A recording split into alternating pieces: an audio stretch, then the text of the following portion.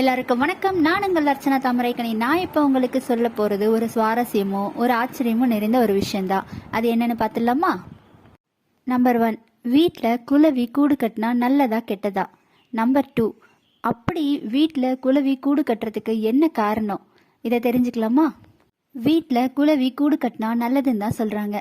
அது மட்டும் இல்லைங்க, திருமணம் ஆனவர்கள் வீட்டில் குளவி கூடு கட்டினா அந்த வீட்டில் குழந்தை பிறக்கணும், திருமணம் ஆகாதவர்கள் வீட்டில் கூடு கட்டினா அந்த வீட்டில் திருமணம் ஆகும்னும், திருமணமாகி குழந்தைகளும் இருந்தால் அந்த வீட்டில் நிதி நிலைமை சரியாகும்னு சொல்லப்படுது.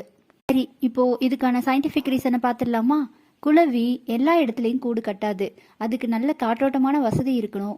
மண், அது தேர்ந்தெடுக்கிற மண் எல்லாமே சுத்தமான மண்ணாக தான் இருக்கும்.